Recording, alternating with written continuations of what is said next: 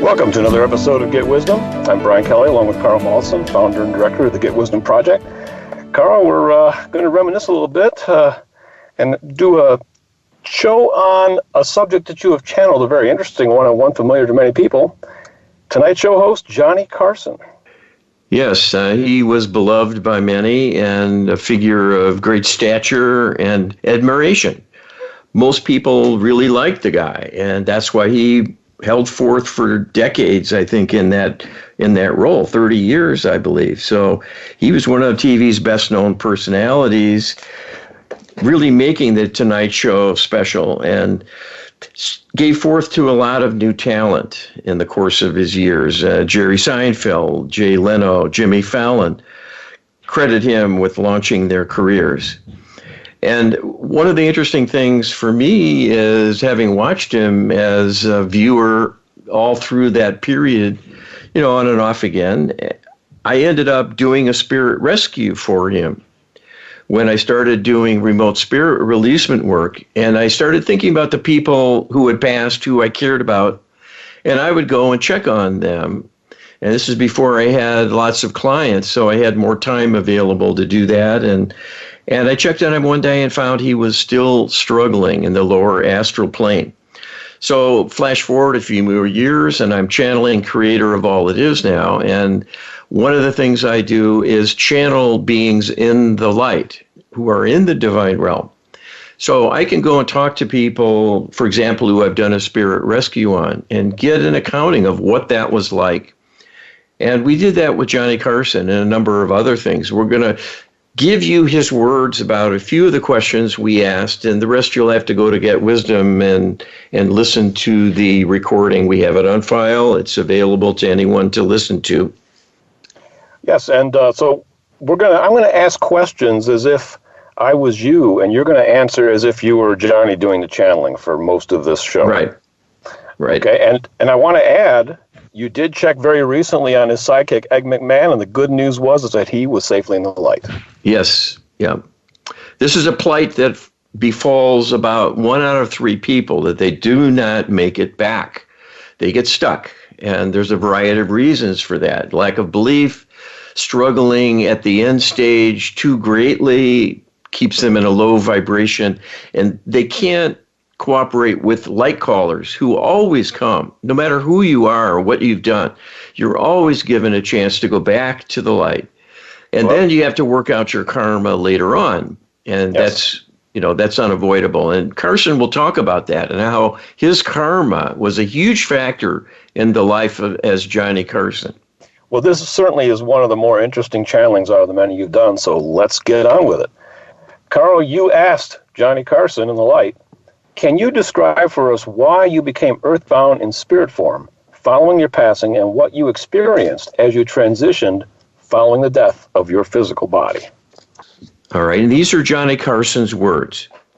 The end stage of my life was filled with massive regret, and this was because I participated in my own demise through the reckless indulgence, primarily, of smoking, as I believe this was the major reason for the emphysema that took my life.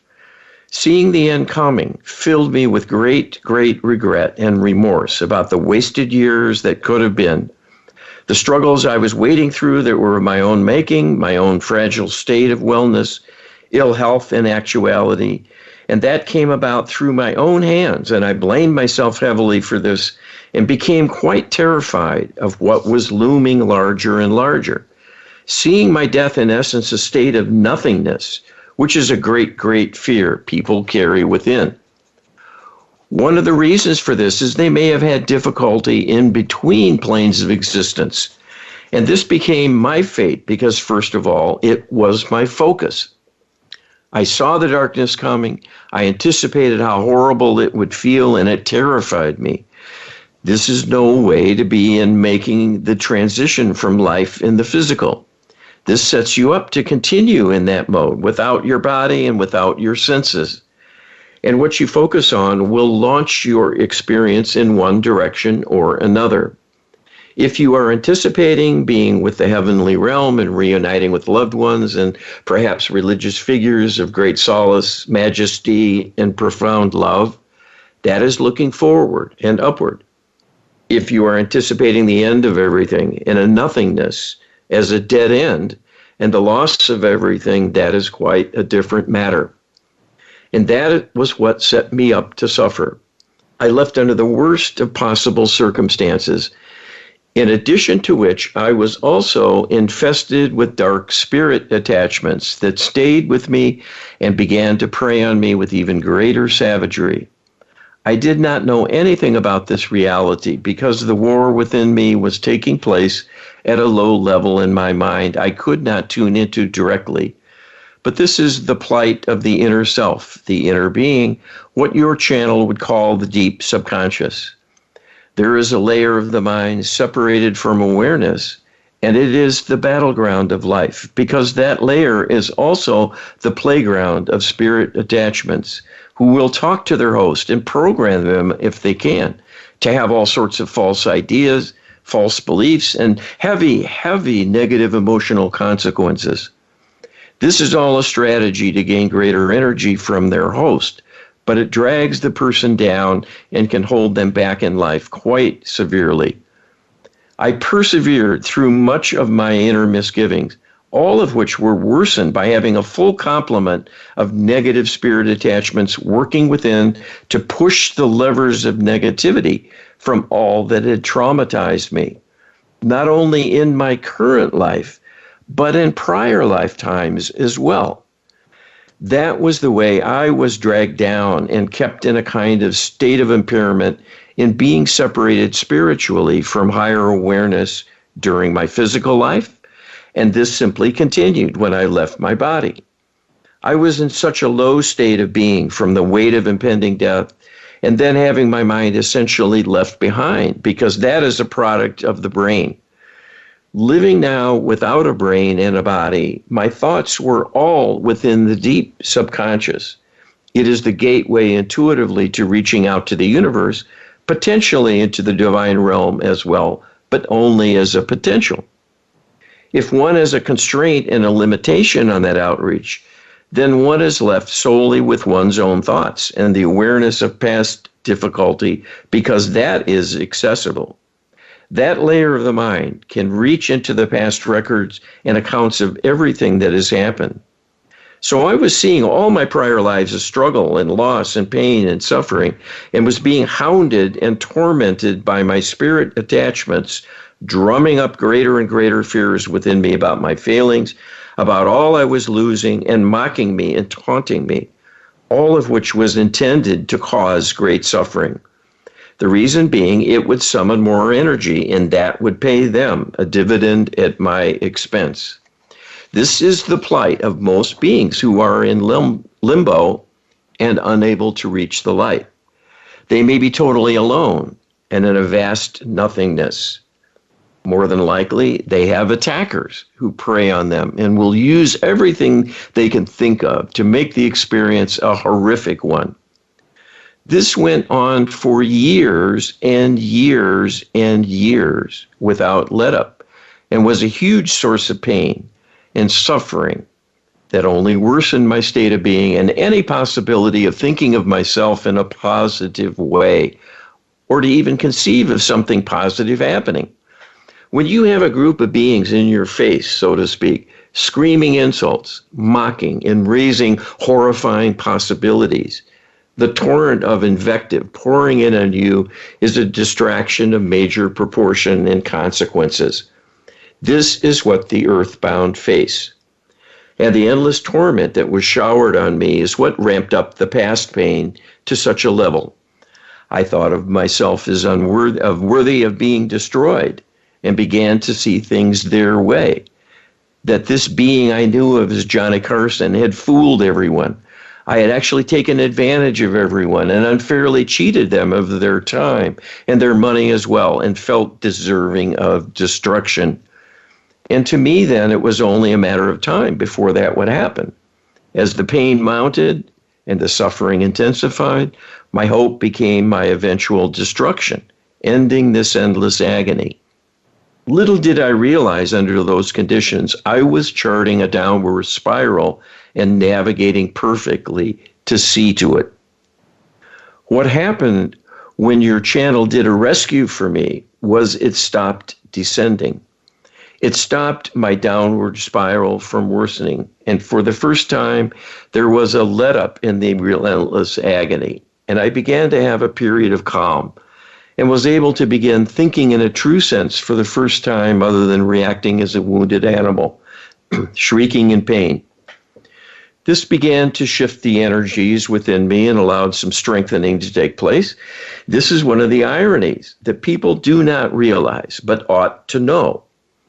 In the depths of despair and suffering of the most extreme kind, it is literally the power of that person to cause their suffering and to maintain it that keeps them in that quandary. And that outreach carried me over the top by raising my vibration sufficiently. I could see the light callers coming to assist me, coming to encourage me, coming to greet me and remind me of the existence of the light. And this brought with it such feelings of love that through being raised up, I was able to begin recalling that what that existence is like. And memory started to return about the workings of the light being and how I had done this myself. And this is what carried me forward, and I was able to be raised up and return to a joyous reunion in the light with the many people I had known in the living who had been part of my life. Those important figures helping me, to mentor me for my career, to whom I owed all my success, who had passed on before me. I resumed the friendships, all of my loved ones who passed before me, and then the people in prior lifetimes I shared. Even the ones who caused great harm and suffering to me during those times, I embraced with great love, because they were truly my best of friends, members of my soul group who shared those experiences for the purpose of learning and growth, and who took the brunt of the negativity from me, causing them harm.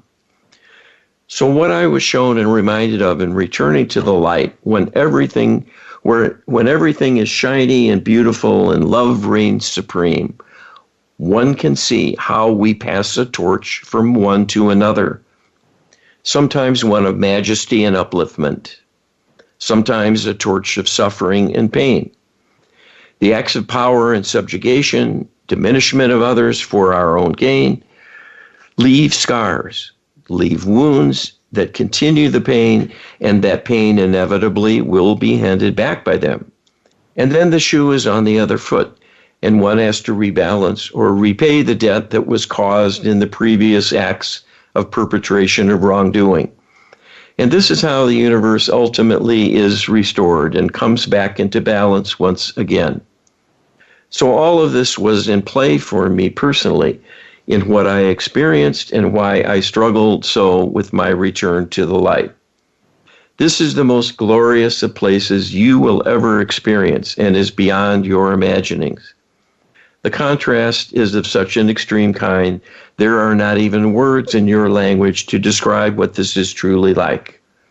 Bliss as a concept is a pale depiction of divine love in action when experienced firsthand, without a filter, without a distance or sense of separation. It is glorious, and it is the birthright of each and every person. Those who are in your way, causing you harm, have lost their connection and are in the greatest need of restoration and healing help. Despite all that happened to me and all the savagery directed at me, the greatest loss I see from my perspective now in the light is not that I suffered. It is that these savage beings, in wreaking that savagery, have wounded themselves far, far more, and their road back will be a steep one and had a very difficult and challenging one. The act of forgiveness, setting that in motion, is an act of greatness, because it creates the possibility of the biggest of miracles. Well, it's interesting that Johnny just wound that up, that whole passage, with the power of forgiveness, which we covered just in a recent show as well. Well, this is a divine being we're talking to. We're all divine and divine in origin. When we're back in the light, we live it. And when we're down here, we're disconnected. We have to find our way back to something spiritual and try to make a connection as best we can. But it's intermittent. It's faulty apparatus we're using. And that leaves us at a loss oftentimes, and why people get so out of alignment and get into trouble and suffer so. And that is how it comes to be, that it may be harder to get back into the like being mode once again. So it's just remarkable. After being tormented for years and years and years, almost to the point where he was willing to say, destroy me, because he couldn't take it anymore. Even after that and being rescued, he's thinking about those wretches who tormented him and want them to have healing and a rescue. Yes. Well, there's a big object lesson here, Carl. Certainly nobody wants to suffer in limbo for years or even decades. So that big takeaway from this is pay attention to what was shared here. And, cater to your frame of mind, because it's very important when your passage does occur. Yes, you can prepare. Becoming spiritual again, even if you're rusty and feel kind of silly. This is real. God is real. God is within you, knows everything going on with you. But you are caught off, and that is not God's fault. That was done to us. So we're fighting from behind. We're coming from behind. There is a path back, and there is a way to guarantee it, and that is to have a Lightworker protocol healing session done for you, because it includes a request to the divine to see to your safe passing. Yes. So you don't go through what Johnny Carson did. They will come for you, the light beings, and they will work to heal you until you're ready to transition fully. And that's what we did for him. We did this outreach, exactly the same process. It rescued him, and it will rescue you. But you have to make a request. The divine does what we ask. It won't do this unilaterally. Yes. We're at a learning curve here, so we have to be smart enough to know what we need when we reach out in prayer. People might be a little confused about this, but the divine considers the lower astral planes as an extension of the physical plane. And this is a free will zone down here. That's right. So the astral plane is an extension of the physical and not an extension of the divine. There's a big boundary between the two, and it's more attached to this plane and not the divine. So just because you pass from your physical body doesn't mean that you've left the earth plane. That's why they call it earthbound. You're still literally trapped in Earth's environment, and essentially you have not passed on as spirit. You've passed out of your body as spirit, but the spirit is not passed on. You're literally stuck here, and that's a result of free will. That's right. It's no different than with criminals in the physical. Yes. They have the free will to run amok, and they won't get away with it in the long term because of the law of karma that will rebalance that, and it will come from them. They'll have to pay. But in the meantime, they can victimize others. And so in the lower astral, it's the same thing. There are spirit criminals, in effect, these lower beings, these fallen angels that prey on people. They'll get their day of reckoning at some point. But in the meantime, they still have the ability to do their thing. And we have to defend ourselves, just like we do with criminals. Indeed. To take care of ourselves, make smart decisions, be informed, know what danger consists of, and how to protect oneself. Coming up next, Johnny Carson reveals the painful past lives that set him up to struggle. We'll be back after this. Welcome back to the second segment of Get Wisdom. We're talking about the transition difficulties that Johnny Carson experienced upon his passage.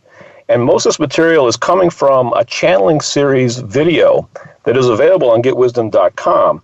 And if you're not familiar with these channeling series, they're put together by both Carl and Denny Hunt. Denny Hunt is a partner of ours in Get Wisdom, and he puts together a series of questions, and then he acts as a co-host that they do over Skype, and then they record it for later. And Denny actually asks these questions. So Carl graciously corrected me during the break that I should credit Denny for actually asking the questions. So now I've transformed, I've become Denny Hunt now. Oh, scary thing, right, Carl? Okay, it'll work. There you We'll go. pretend. We'll pretend. All right. Okay, so let's get on with it. In this segment, Johnny Carson is going to describe how past lives set him up to struggle. And Denny asked, in spite of being on television nightly, beloved by millions of people as host of The Tonight Show, you were often described as extremely shy. For example, being called the most private public man who ever lived.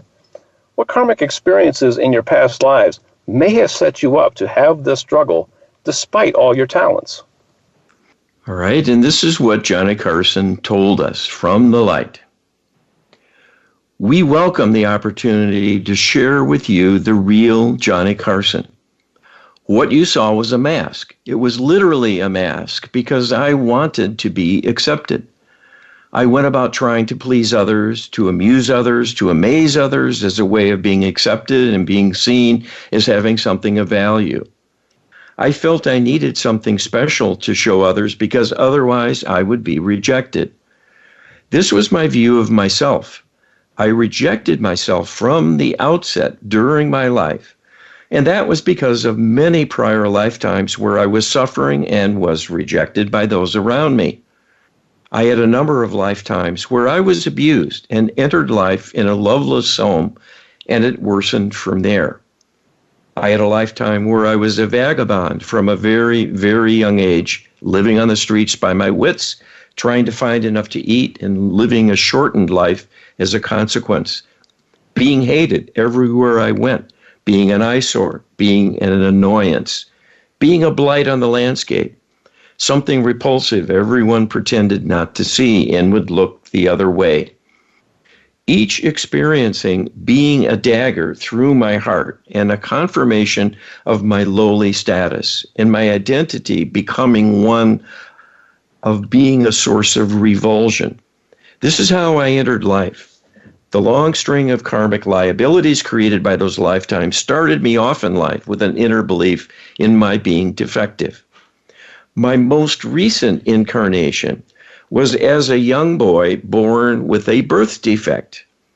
And I had what is called a hair lip, which is a split in the lip extending often up to the nose itself that makes one look somewhat animal-like, somewhat like the rabbit, and hence the name. But it is a defacement, literally, and the experiencing of it is very much setting a person up for self-rejection, because it will be difficult for others to view that individual in a normal way. The face is such a kind of label of the person, representing who they are in so many ways, because the facial expressions are very much a projection of their moods, their thoughts, and the intent behind any communication. It is a truism that the eyes are a window to the soul, and so every aspect of the visage conveys a meaning in the interchange between people.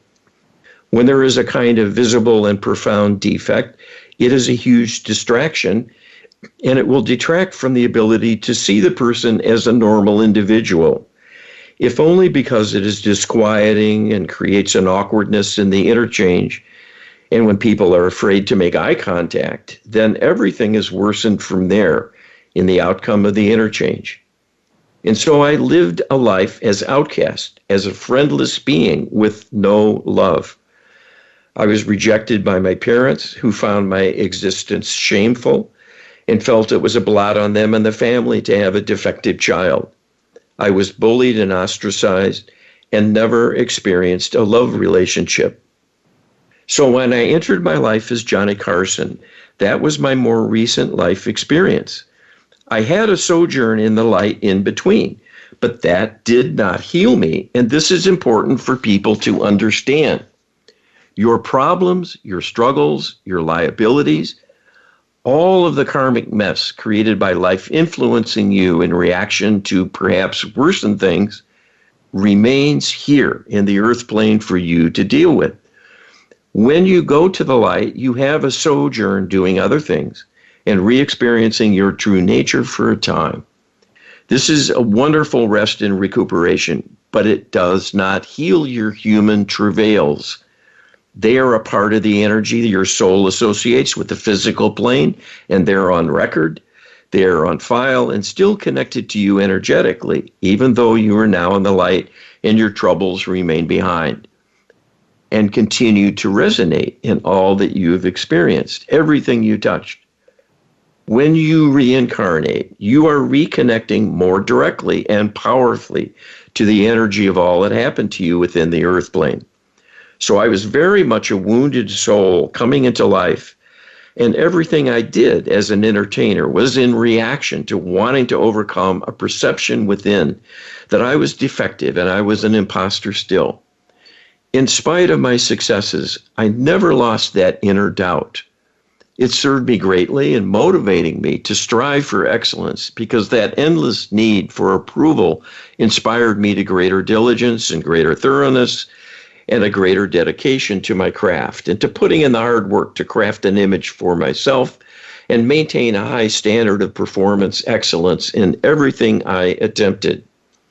At least this was the goal, and my experiences on record are certainly no match for many great artists and performers.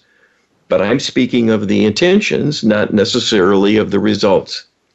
So on balance, I can look back at that life and see that I was able to cope sufficiently to get through it and do well by human standards.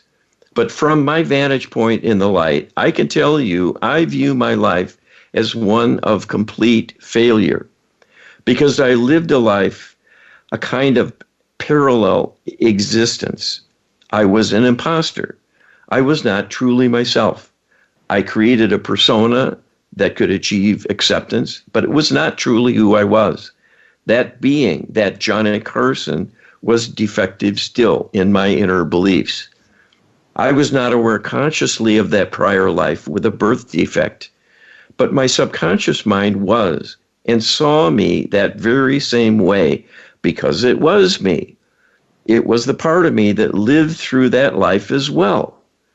I didn't come back as someone completely new. I came back as the same person I was in the prior go-round, because life is a continuation. This is what having an immortal soul means. Wherever you go, wherever you are still you, and you will be a product of all that has come before. Everything leaves its mark. Everything results in an energetic influence of some kind, and those energies persist. The energy stored in the record of all that happens reconnects to you and begins to influence everything taking place. So that was the reason for my shyness, for my awkwardness, that I used as a comedic tool.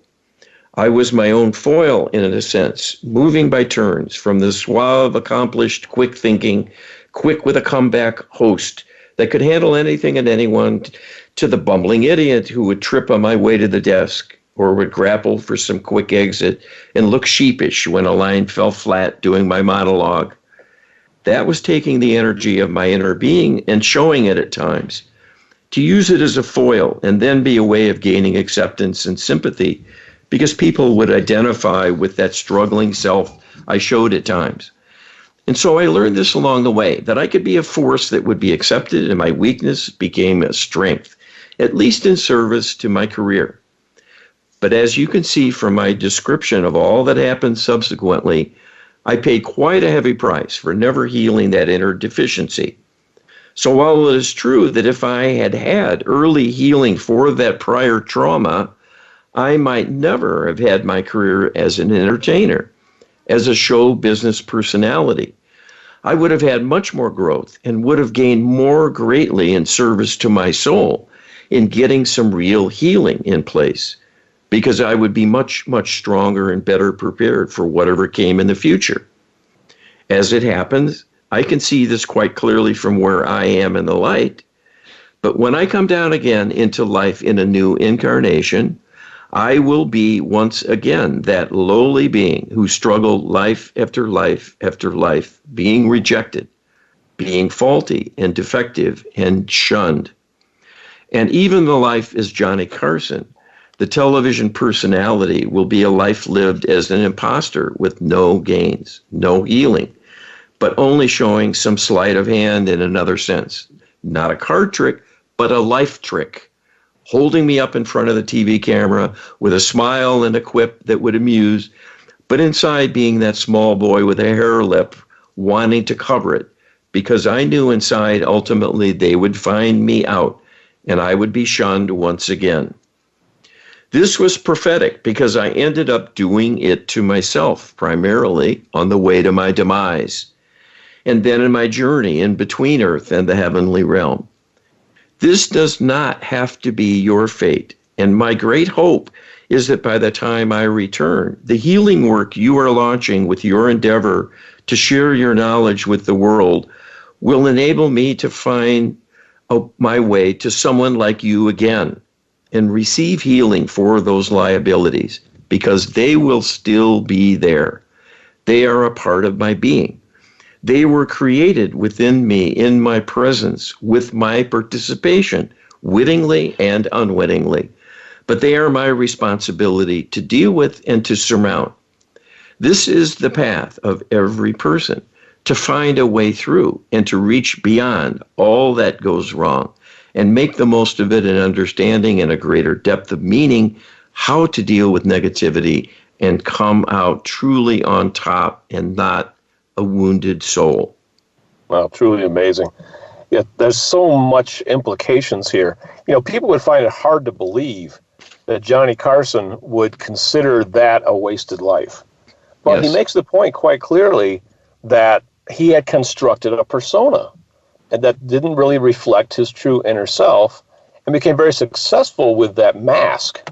Yes. And Yes. the message is clear that, you know, if you just hide behind a persona or a mask and live an entire life, no matter how outwardly successful, that's not the treasure you lay up in heaven, you know, and it's the treasure you lay up in heaven you take with you. It's the wisdom that you actually accumulate, that you're able to take with you. Yes. Well, we have a new wrinkle since we talked with him. This was over a year ago. Uh-huh. Our protocol is advanced to the point where we are actually doing healing for beings in the light now. Yes. And this is a workaround we conceived of because the divine realm works in other timelines. So we realized one day that we could ask for healing to be done for people prior to leaving the earth plane and going back into the light.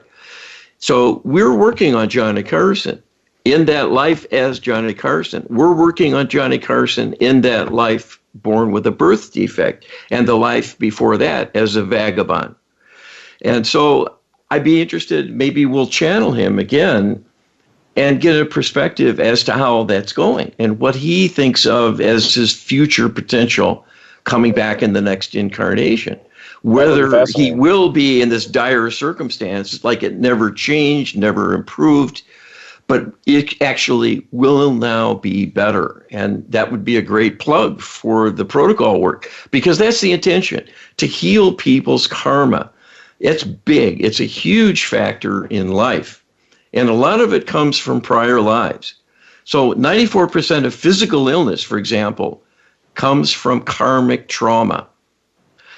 Yes. 78% of that comes from other lifetimes, prior lives, not the current life. And, you know, even medicine recognizes adverse childhood events have a huge health impact decades later. It shortens life. It's associated with many chronic illness as well as psychiatric problems.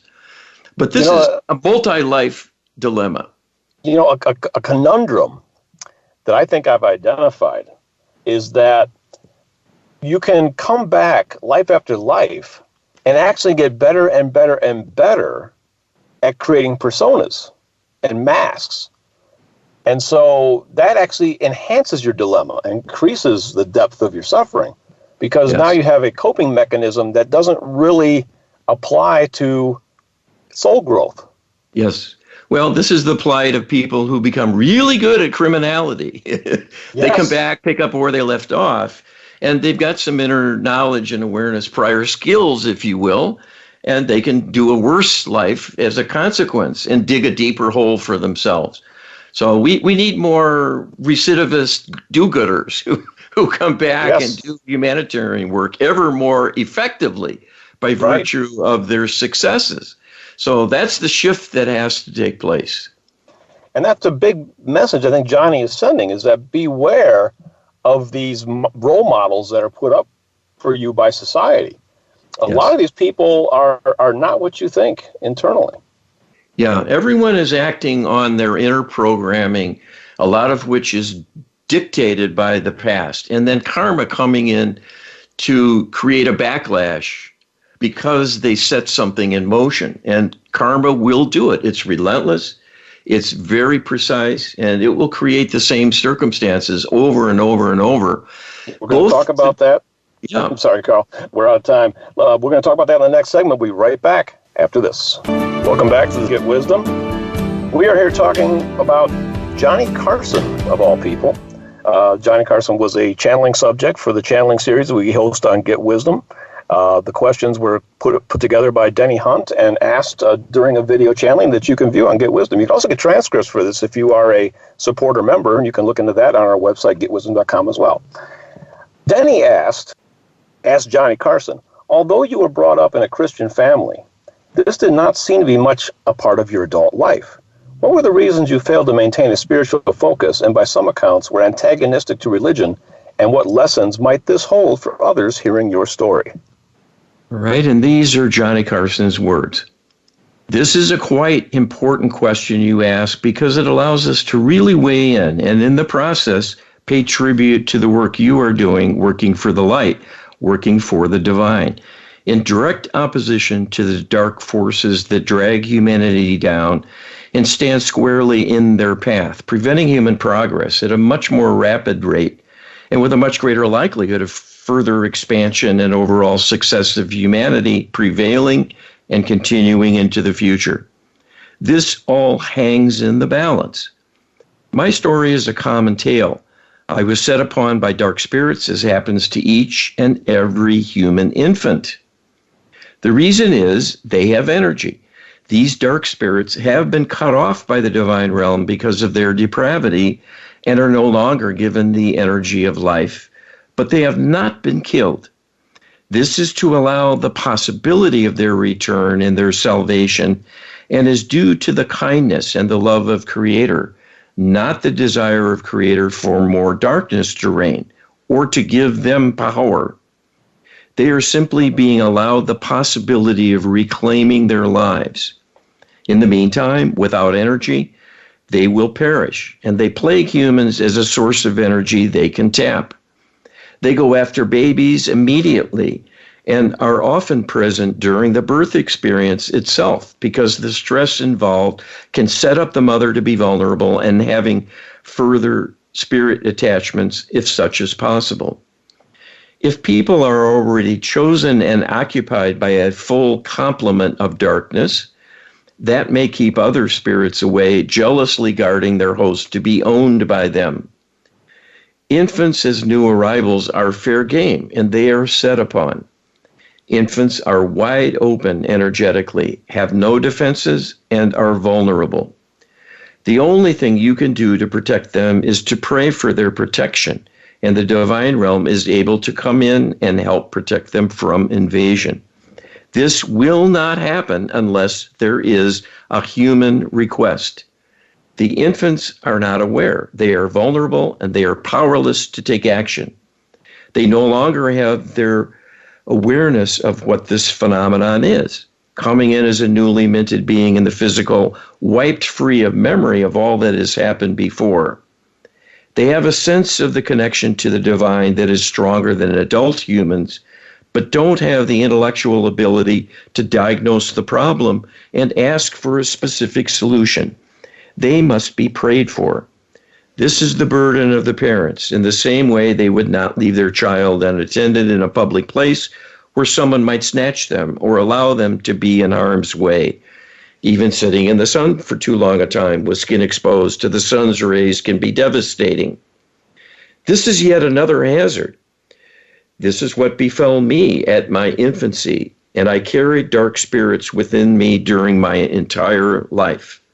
This set me up to be manipulated, to be tormented all along the way, using my own history as examples of inner weakness and failures that were thrown in my face literally through an ongoing dialogue, being bullied by these naysayers all during my life. This is what held me back and held me down and contributed to my disconnection from my spiritual self. This is very common because these beings are working against the light. They are working against and in opposition to the divine. Having turned away themselves and fallen from grace, they now fear the light and are told again and again and again by the more powerful beings among them that the light is their enemy and the light will destroy them. They avoid it at all cost, and they will discourage their human host from anything spiritual, because to them it is the risk of death the person is flirting with, and they want it nowhere near them. And they will actively interfere with spiritual thoughts, with cooperation in attending church or a synagogue or a mosque. They will rebel against saying prayers, any ritual for spiritual purposes. This is the reason many young people turn away and become incorrigible on the subject.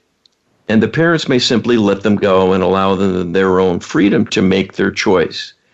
This may seem noble on one hand, but it is condemning them to a self-sentence of distortion and deprivation and a lack of resources available in the event they may be needed, even to save the person's own life. This is the plight of the non-believer. They are entirely on their own and will not be given divine rescue simply because they have chosen this themselves. And human choices are always honored. There may be offerings, enticements to rethink things, but that may well not happen if people are deeply entrenched in their negativity. This is what kept me away from a more spiritual life. And this is typical of a high percentage of people this very day in the earth plane in the living. They have drifted away from their spiritual connection. Those roots have weakened and many times have become severed more and more. This drift away is a kind of risk. It will worsen, and the spirit attachments within them will encourage this weakening, and they will eventually be so disconnected their vulnerability is magnified, and the spirits will be the winners, because they'll have even greater ability to manipulate their host.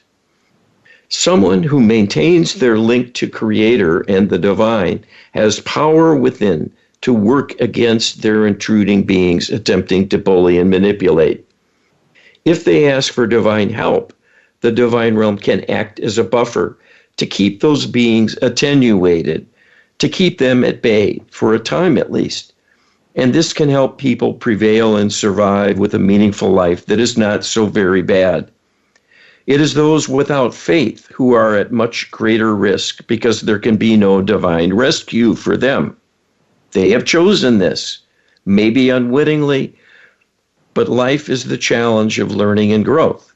If one chooses to remain ignorant by not answering the call of inner curiosity, making quick judgments and shutting the door on alternative possibilities, they have sealed their fate and the divine is helpless.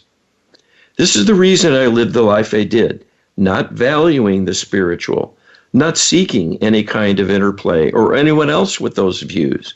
I was indeed more antagonistic than not, and embraced the kind of secular humanist perspective that religion was a negative, and there is ample evidence in history of dark doings in the name of religion to warrant such an opinion.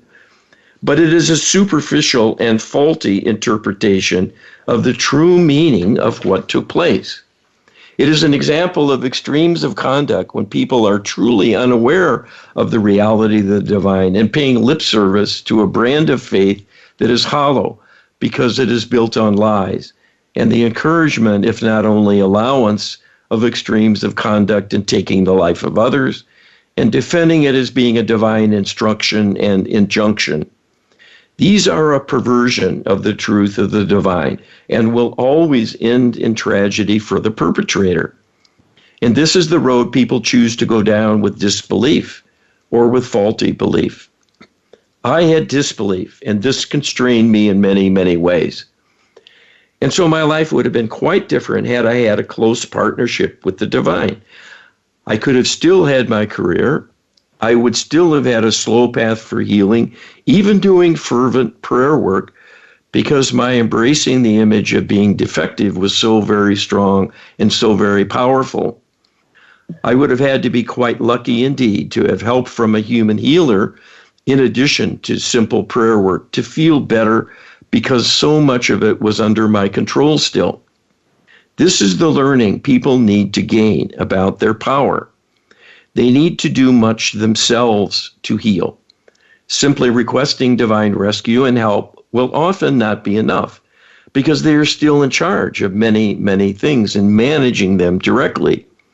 If they are in ignorance of this, they will suffer, and it will be their ignorance that is to blame. My life was lived in ignorance, and that is a very simple way to look at this, but a very accurate way. And this is the life of many, many others who embrace a secular perspective and do not realize they're giving up the greatest of gifts, including the reality of their own existence and heritage as a divine being in their own right. It is truly a disempowerment, and that is the fate I lived as a consequence. Yeah, really, really incredible stuff, but very thought-provoking. The interesting thing here, again, is, the outward appearance of success can betray the actual inner experience the person is going through.